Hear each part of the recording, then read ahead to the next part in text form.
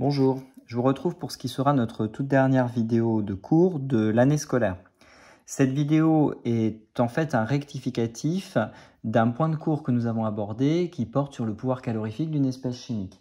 L'imprécision qu'il y avait dans votre cours s'est fait jour lorsque nous avons abordé l'activité de chimie numéro 10 suivie de l'activité de chimie numéro 11. Il s'agissait de la toute dernière question de cette activité 11 dans laquelle je vous demandais de vérifier une donnée numérique qui figurait dans l'activité de chimie numéro 10 et cette donnée numérique c'était le pouvoir calorifique de l'espèce chimique C10H22. Le pouvoir calorifique de l'espèce chimique C10H22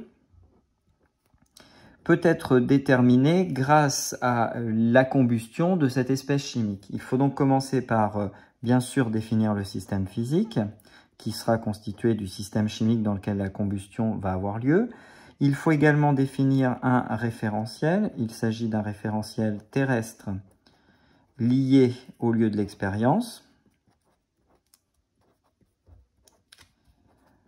Ensuite, il faut bien sûr établir l'équation chimique de combustion grâce notamment au couple oxydoréducteur, méthode vue et revue cette année. Je vous en donne directement le résultat. C10H22, c'est un liquide, plus du dioxygène gaz se transforme pour donner de l'eau à l'état physique gaz et du dioxyde de carbone à l'état physique gaz. Bien entendu, cette équation chimique n'est pas du tout équilibrée, donc je vais ajouter les nombres stoichiométriques 2, 31, 22 et 20. Ces nombres stoichiométriques vont avoir toute leur importance pour bien comprendre ce que nous allons poser. L'énergie que va libérer le système physique vers le reste de l'univers est une énergie qui sera donc négative puisqu'il s'agit d'une énergie libérée. Pour la trouver, il faut prendre les énergies de liaison entre carbone. Dans une molécule C10H22, il y a 9 liaisons carbone-carbone. Énergie de liaison carbone-carbone, liaison simple, fois 9. Le problème, c'est qu'il y a 2 fois cette molécule, fois 2, plus les énergies de liaison carbone-hydrogène qui sont au nombre de 22, puisqu'il y a 22 hydrogènes, mais là aussi fois 2, fois l'énergie de liaison carbone-hydrogène, plus l'énergie de liaison oxygène, liaison double oxygène, fois le nombre de ces liaisons, 31 fois. Nous avons ensuite, par soustraction, puisque formation de liaison, moins 22 fois, puisqu'il y a 22 molécules d'eau, fois 2, car chaque molécule d'eau porte 2 liaisons simples, oxygène, hydrogène. Même raisonnement, moins 20 fois l'énergie de liaison carbone, liaison double oxygène, sauf qu'il y en a 2 par molécule, fois 2, fois l'énergie de liaison carbone, liaison double oxygène. Je vais alors pouvoir transformer cette formule littérale par une égalité vers une formule numérique. Cela donne 18 fois l'énergie de liaison simple carbone-carbone, 345 kJ par mol, plus 2 fois 22, 44 fois l'énergie de liaison, c'est 415 kJ par mol, plus 31 fois l'énergie de liaison double oxygène-oxygène, c'est 31 fois 498, moins 22 fois x 2, ça fait 44, donc moins 44 fois l'énergie de liaison simple oxygène-hydrogène, c'est 463 kJ par mol, et enfin moins 40 fois l'énergie de liaison carbone-oxygène liaison double, c'est 804 kJ par mol. Cela donne un résultat définitif qui est égal à moins 1,26 fois 10 puissance 4 kJ mol moins 1. Nous obtenons donc ce résultat pour l'énergie de combustion complète de l'espèce chimique C10H22. Lorsque l'on va vouloir compléter notre raisonnement, et le comparer à la valeur de la donnée numérique du sujet, il faut pouvoir remettre ce résultat en kilojoules ou en multiple du joule, sous-multiple du joule si on le souhaite, par kilogramme. Il faut donc recourir à la recherche de la masse molaire de C10H22, ce qui est égal à 10 fois la masse molaire du carbone plus 22 fois la masse molaire de l'hydrogène.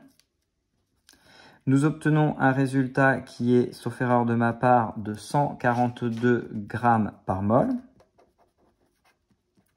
Si je veux pouvoir établir cette grandeur définitive qui est donc associée au pouvoir calorifique en kilojoules ou multiples sous multiples par kilogramme, il faut commencer par faire une conversion. 1 gramme par mol est égal à 1,00 fois 10 puissance moins 3 kg mol moins 1. Je fais un tableau de conversion et j'obtiens ici que les 142 grammes mol moins 1 correspondent à 142 fois 10 puissance moins 3 kg mol moins 1. Je dois alors diviser cette énergie de combustion que nous avons trouvée précédemment par la masse molaire de cette espèce chimique. J'obtiens donc ici une énergie de combustion de l'espèce chimique C10H22 divisé par la masse molaire de C10H22 et cela donne la valeur exacte de, alors je vais prendre ma calculatrice, moins 1,26 10 puissance 4 divisé par la masse molaire en kilogrammes 0,142, ce qui nous donne un résultat qui est égal à moins 88,7 fois 10 puissance 3. Je n'oublie pas que j'étais en kilojoules par kilogramme.